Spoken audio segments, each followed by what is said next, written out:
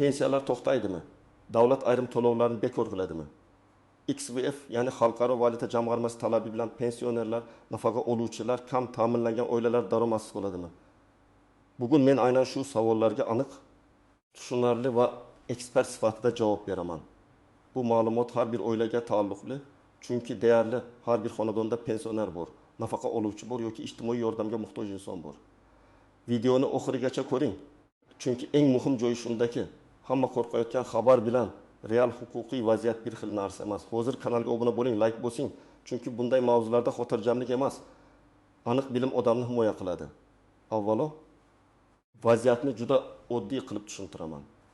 Odamlar orasida XVF pensiyalarni bekor qilishni talab qilyapti. Davlat xarajatlarni qisqartiradi, pensiya to'lovlari to'xtaydi, subsidiyalar yo'q qilinadi degan gaplar tarqalmoqda. Bunday gaplar odatda biror xalqaro tashkilot hisobotida byudjet xarajatlarini optimallashtirish, ijtimoiy to'lovlarni manzilli qilish, subsidiyalarni qisqartirish, samara bermayotgan imtiyozlarni qayta ko'rib chiqish kabi iboralar chiqqandan keyin kuchayadi. Lekin men sizga eng muhim narsani aytaman. XVF'ning tavsiyasi avtomatik ravishda qonun emas. Hech bir xalqaro tashkilot kelib, ertadan boshlab falon pensionerning puli to'xtasin, falon nafaqa bekor bo'lsin deb mamlakat ichidagi to'lovni o'zi to'xtata olmaydi. Bunday masalalar faqat milliy qonunchilik, hukumat qarorlari, byudjet siyosati va ijtimoiy himoya tizimi orqali hal qilinadi. Oldin qanday edi? Oldin ko'plab davlatlarda, jumladan bizning mintaqamizda ham ijtimoiy to'lovlar nisbatan keng berilgan. Pensiya yoshi yetgan inson pensiya oladi.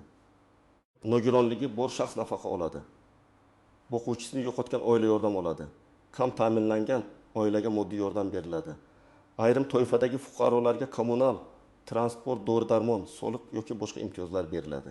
Davlat bularni o'z byudjeti, pensiya jamg'armasi va boshqa manbalar orqali moliyalashtiradi. Endi nima o'zgaryapti? O'zgarayotgan narsa shuki, davlatlar byudjetga bosim kuchayganini ko'ryapti.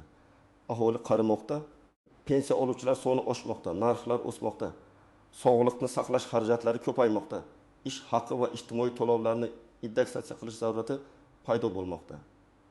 Shu paytda xalqaro moliya tashkilotlari odatda pulni hamma joyga sochmang, haqiqatan muhtojlarga bering, samarasiz imtiyozlarni qisqartiring, byudjetni nazorat qiling deydi. Mana shu gap noto'g'ri talqin qilinsa, pensiya bekor bo'ladi degan vahima paydo bo'ladi. Aslida asosiy farq shunda. Pensiya bu insonning mehnat staji, sug'urta badallari, qonuniy huquqi bilan bog'liq to'lov. Ijtimoiy nafaqa yoki moddiy yordam esa muayyan shartlar asosida beriladigan yordam bo'lishi mumkin. Imtiyozlar esa alohida toifalarga berilgan qo'shimcha yengillikdir. Bularning hammasini bir qozonga solib, hammasi bekor bo'ladi deyish noto'g'ri. Asosiy qism 1.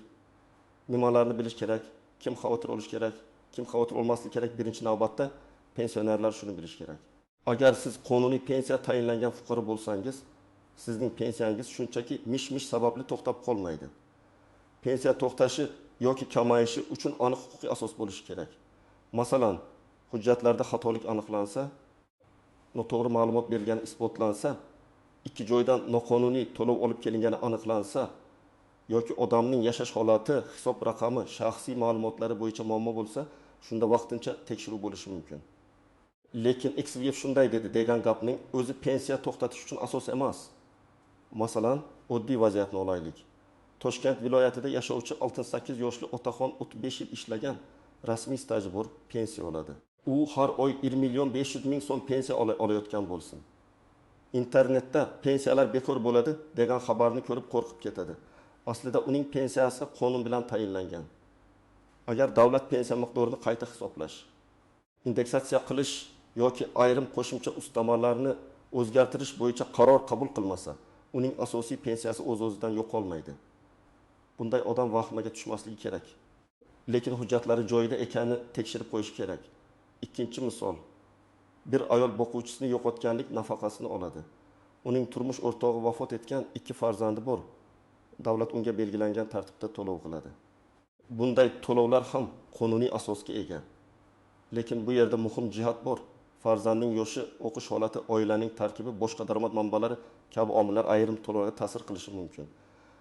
Agar farzand 18 yoshga to'lsa, o'qishni davom ettirmasa yoki hujjat o'z vaqtida yangilanmasa, to'lov to'xtashi mumkin. Bu XVF talabi emas. Bu mavjud tartib qo'yganning o'zi. 3-misol. Kam ta'minlangan oila ijtimoiy reyestr orqali bolalar nafaqasi yoki moddiy yordam oladi.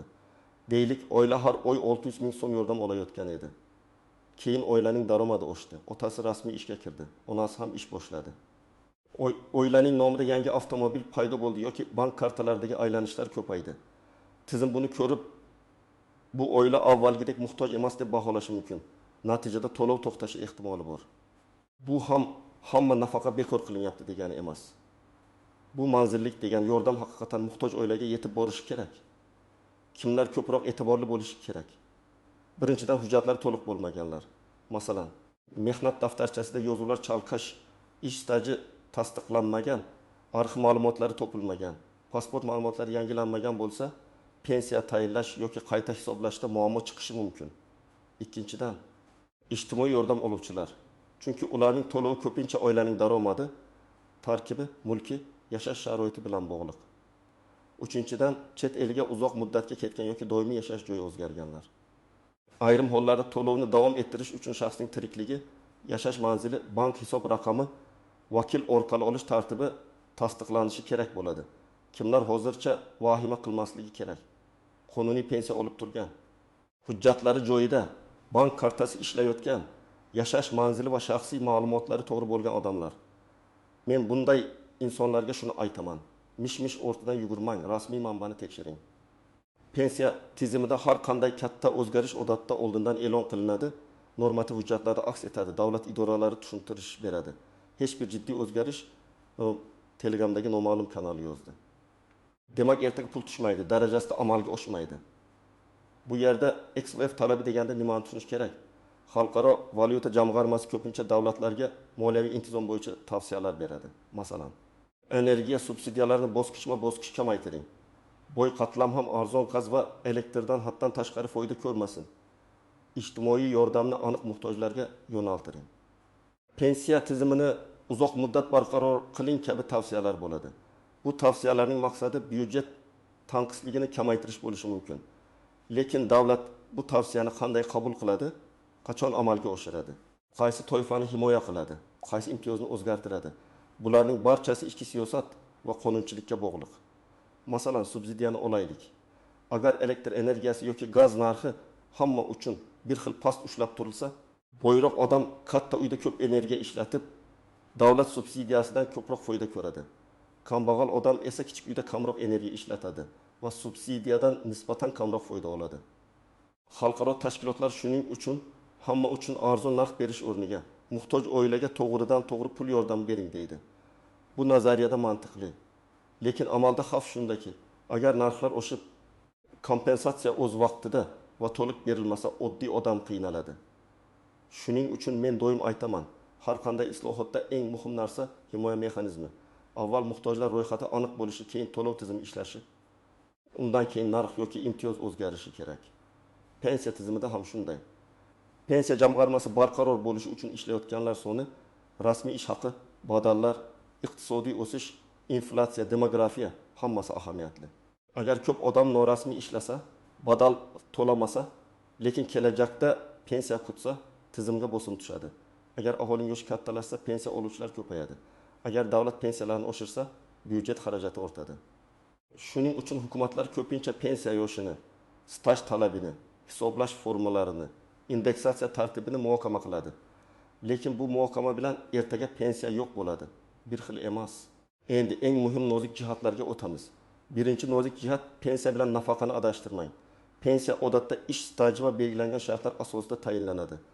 Nafaqa esa yoshga doir nafaqa, nogironlik nafaqasi, boquvchisini yo'qotganlik nafaqasi, bolalar nafaqasi, moddiy yordam kabi turli shakllarda bo'lishi mumkin. Ba'zi nafaqalar doimiyroq, ba'zilari muddatli, ba'zilari esa oilaning daromadi tekshirilgandan keyin beriladi. Shuning uchun bir odamning to'lovi to'xtagan bo'lsa, bu hammaning pensiyasi to'xtaydi degani emas. Ikkinchi nozik jihat, bekor qilish bilan qayta ko'rib chiqish boshqa narsa. Davlat ayrim imtiyozlarni qayta ko'rib chiqishi mumkin. Masalan, avval bir toifa fuqarolar kommunal xizmat uchun chegirma olgan bo'lsa, keyin bu chegirma pul kompensatsiyasiga aylantirilishi mumkin. Yoki avval hamma bir xil yordam olgan bo'lsa, Keyin faqat daromadi past oilalarga berilishi mumkin. Odamlar buni bekor qildi deb qabul qiladi, lekin huquqiy jihatdan bu tizimning o'zgarishi bo'lishi mumkin. Albatta, oddiy odam uchun natija muhim. Cho'tagida pul qoladimi yoki yo'qmi? Shu sababli bunday o'zgarishlarda rasmiy tushuntirishni sinchiklab o'qish kerak. Uchinchi nozik jihat to'lov kechikishi har doim bekor qilish emas. Ba'zida bank tizimida texnik uzilish bo'ladi. Plastik karta muddati tugaydi. Hisob raqami yopilgan bo'ladi. Shaxsiy ma'lumotlar yangilanmagan bo'ladi. Budjetdan moliyalashtirish grafigi o'zgaradi. Masalan, pensioner har oyning 5 sanasida pul olardi. Bu oy 7 sanasida tushdi. Darhol pensiyalar to'xtadi deyish kerak emas. Avval bank ilovasini tekshiring. Karta faolmi? SMS xabar kelganmi? Pensiya jamg'armasi yoki mahalla orqali ma'lumot oling. 4-nozik jihat noqonuniy vositachilardan ehtiyot bo'ling. Vahima paytida firibgarlar ko'payadi. Ular pensiyangiz to'xtab qolmasligi uchun hujjat tayyorlab beraman. XVF ro'yxatdan chiqarib qo'yaman. Nafaqangizni saqlab qolish uchun kartangiz kodini ayting. Bir martalik to'lov qiling deb aldashi mumkin. Hech qachon bank kartangizning PIN kodi, SMS kodi, paroli, ilova kirish ma'lumotini hech kimga bermang. Davlat idorasi sizdan telefon orqali karta kodini so'ramaydi. Agar kimdir shunday so'rasa, bu firibgarlik belgisi. 5-nozik jihat rasmiy daromad va norasmiy daromad masalasi. Ijtimoiy yordam olayotgan oila biz kambag'almiz deb ariza beradi, lekin amalda doimiy pul tushumlari, mulk, avtomobil ijara daromadi bo'lishi mumkin. Tizim buni aniqlasa, yordamni to'xtatishi yoki qaytarishni talab qilishi mumkin. Aksincha, ayrim oilalar haqiqatan muhtoj, lekin hujjat to'g'ri topshirmagani. Daromadi noto'g'ri hisoblangani yoki oila tarkibi xato ko'rsatilgani uchun rad javobi bo'ladi. Shuning uchun hujjatdagi har bir raqam muhim. 6-nozik jihat chet eldagi fuqarolar. Agar pensioner boshqa davlatga ketgan bo'lsa, pensiya olish tartibi alohida bo'lishi mumkin. Ba'zi hollarda ishonchnoma kerak bo'ladi. Ba'zi hollarda bank kartasi orqali olish davom etadi. Ba'zi hollarda yashash joyi yoki tiriklik faktini tasdiqlash talab qilinadi. Agar odam bir necha oy davomida hisobni tekshirmasa, karta muddati tugasa, ishonchnoma muddati o'tsa to'lovda muammo chiqadi. Bu ham umumiy bekor qilish emas, individual tartib masalasi. 7-nozik jihat pensiyani qayta hisoblash. Ko'pchilik faqat to'xtashdan qo'rqadi, lekin o'z pensiyasini oshirish imkoniyatini bilmaydi. Masalan, ayrim mehnat staji hisobga olinmagan bo'lishi mumkin, arxidan ma'lumot topilsa, pensiya miqdori qayta ko'rib chiqilishi mumkin.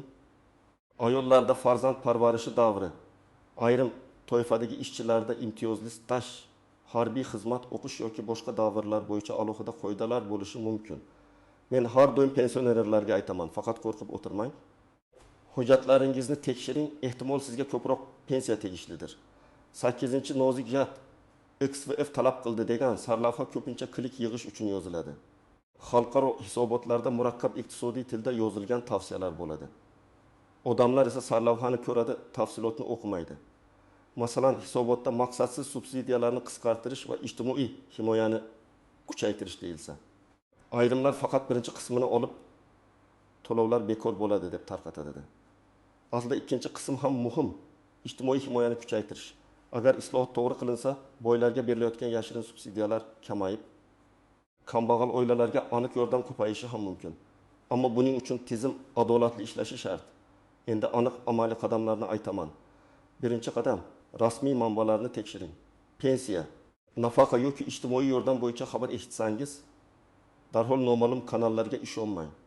Tegishli vazirliklar, pensiya jamg'armasi, mahalliy hokimlik, mahalla davlat xizmatlari markazi, rasmiy veb-saytlar va ishonch telefonlari orqali tekshiring.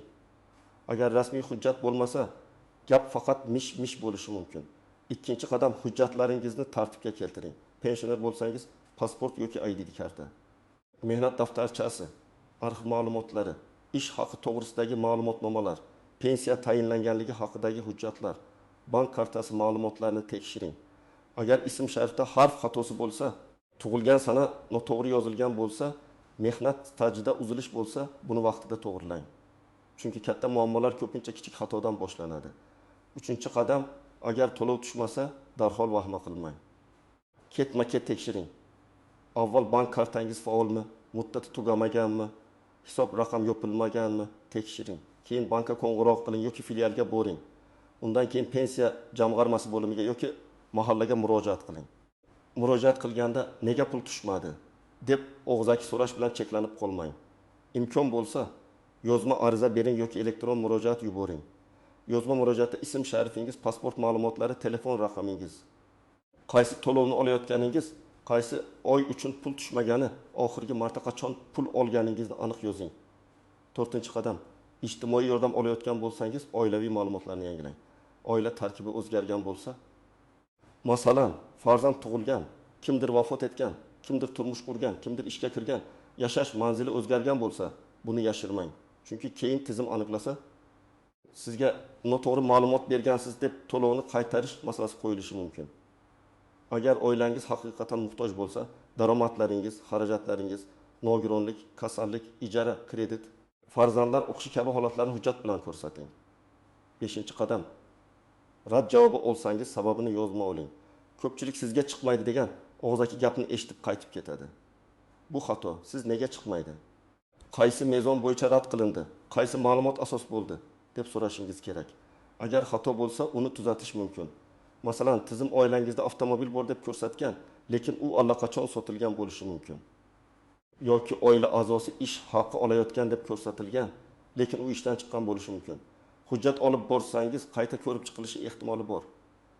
6-qadam, qonuniy huquqingizni talab qiling, lekin hujjat bilan.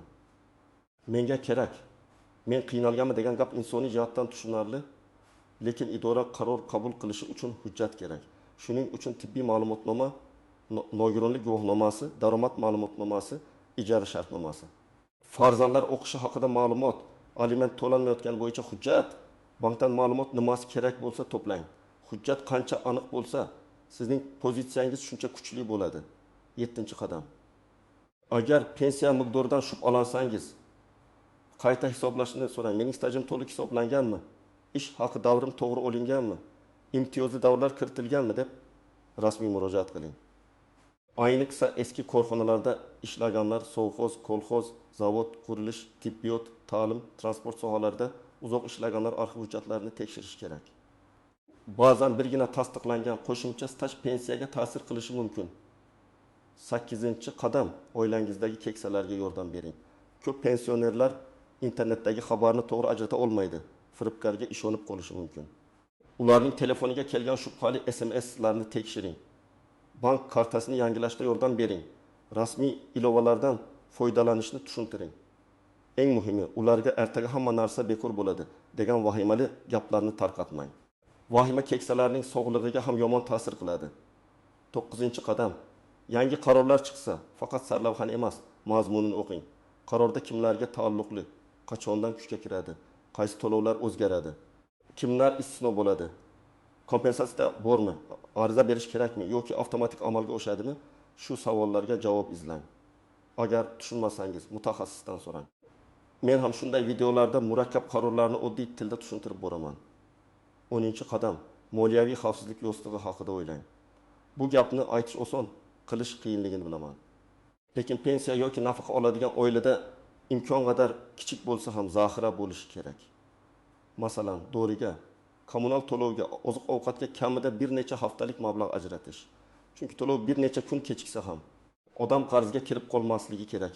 Bu davlat to'lovidan voz kechish degani emas, bu oilaviy xavfsizlik chorasi.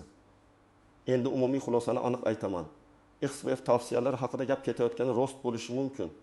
Byudjet xarajatlarini optimallashtirish haqida muhokamalar bo'lishi ham mumkin. Ayrim subsidiyalar va imtiyozlar qayta ko'rib chiqilishi ehtimoli ham bor. Lekin bundan barcha pensiyalar to'xtaydi degan xulosa chiqmaydi. Pensiya va ijtimoiy to'lovlar qonun bilan tartibga solinadi. Har qanday o'zgarish rasmiy qaror, tartib va tushuntirish orqali bo'ladi. Sizning vazifangiz vahimaga berilmaslik, hujjatlaringizni tartibga keltirish, rasmiy manbani tekshirish va huquqingizni bilish. Men ekspert sifatida shuni ta'kidlayman. Eng katta xavf ko'pincha qarorning o'zida emas, odamlarning bilimsizligida bo'ladi. Kimdir hujjatini yangilamaydi, kimdir rad javobini tekshirmaydi.